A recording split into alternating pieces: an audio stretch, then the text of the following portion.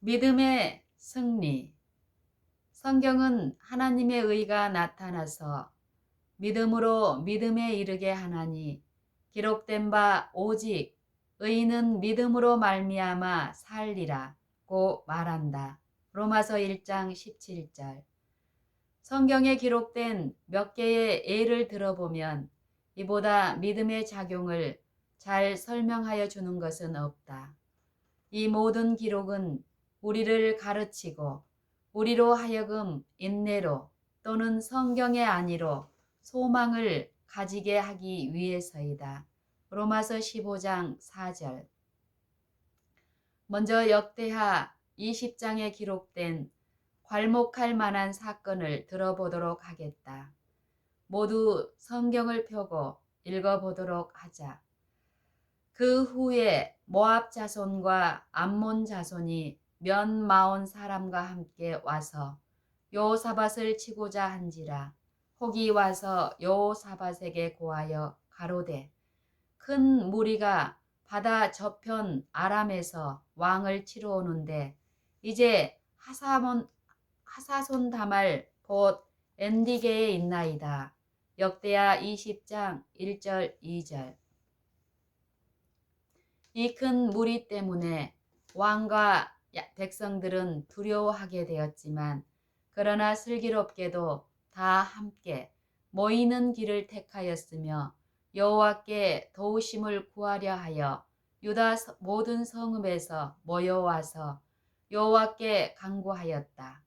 이어서 그 무리의 지도자였던 여호사밧이 기도를 하였다. 이 기도는 특별히 연구할 가치가 있다. 왜냐하면 그 기도는 믿음의 기도였으며 또 그 기도에서 이미 승리가 시작되었다.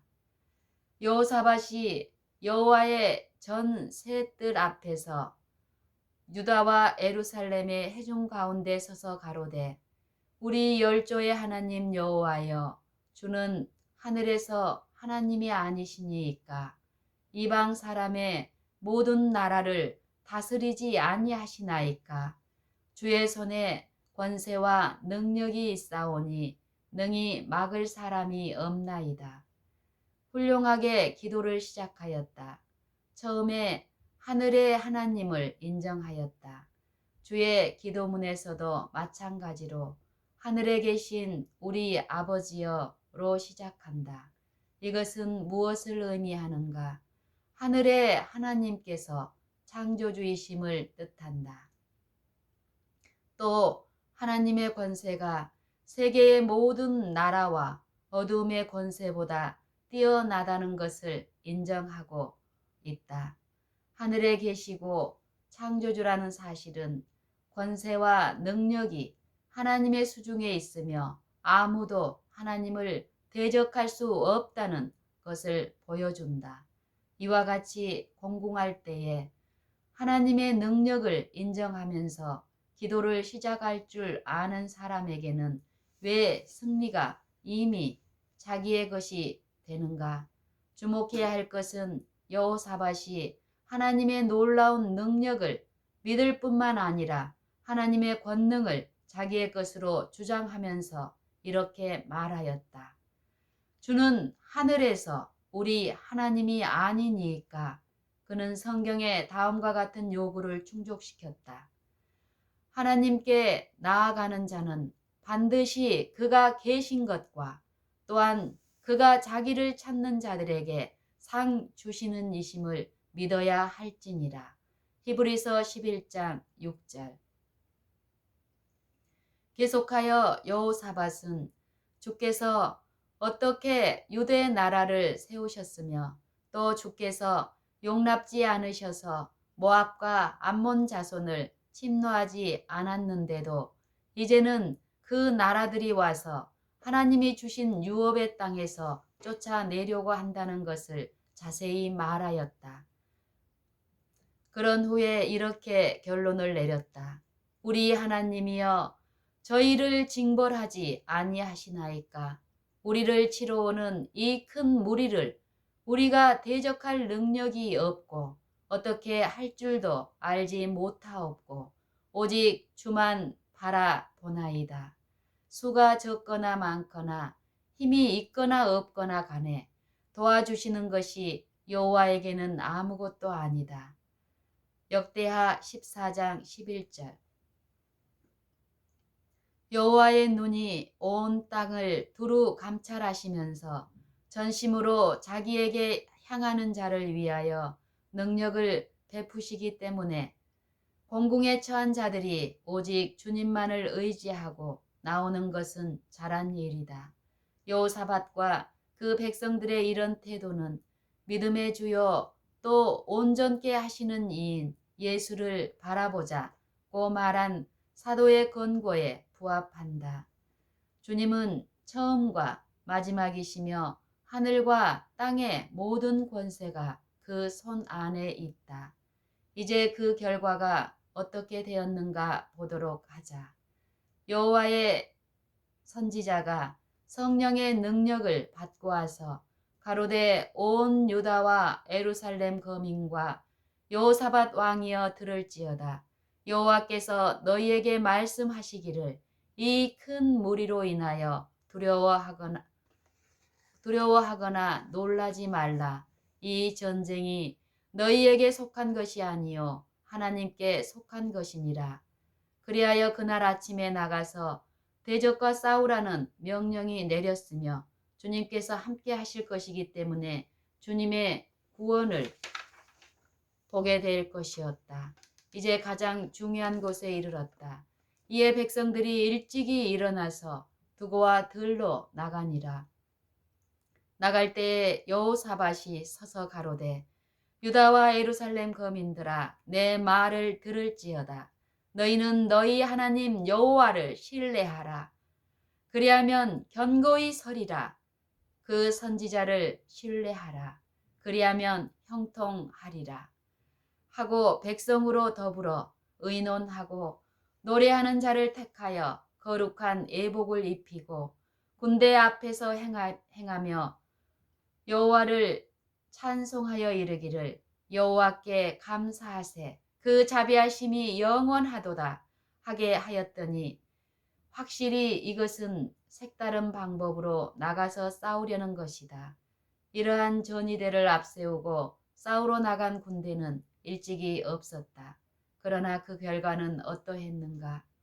그 노래와 찬송이 시작될 때에 여호와께서 복병을 두어 유다를 치러 온 암몬 자손과 모압과 세일산 사람을 치게 하심으로 저희가 패하였으니 곧 암몬과 모압 자손이 일어나 세일산 거민을 쳐서 진멸하고 세일 거민을 멸한 후에는 저희가 피차 사륙하였더라.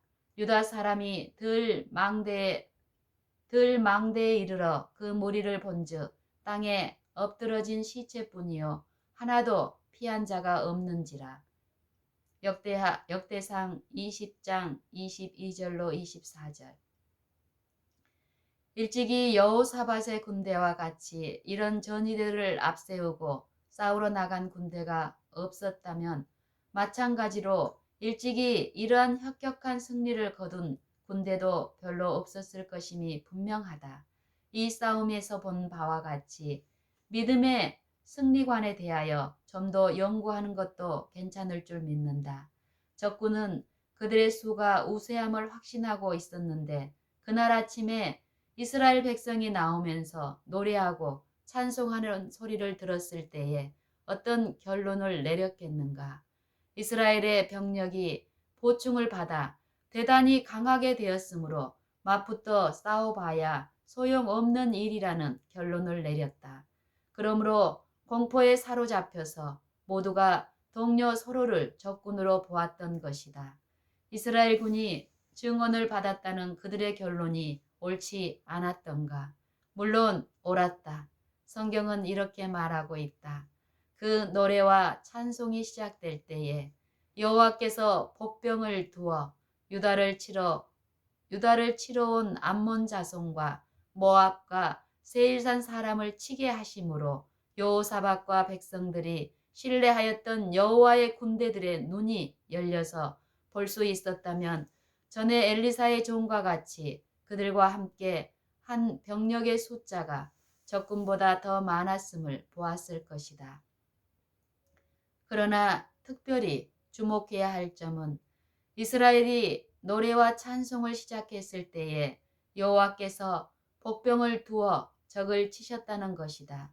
그것은 무엇을 의미하는가? 그들의 믿음이 참되었다는 것을 의미한다. 하나님의 약속은 확실하여 실제로 성취될 것이라고 생각하였다. 그러므로 여호와를 믿었으며 더 나아가서 그 믿음 위에 집을 세웠다. 이리하여 그들은 세움을 받고 완전히 승리하였다. 이리하여 다음에 진리의 말씀을 확증하였다. 세상을 이긴 이김은 이것이니 세상을 이긴 이김은 이것이니 우리의 믿음이니라. 요한일서 5장 4절. 이제 이 이야기를 죄와의 싸움에 적용시켜 보자.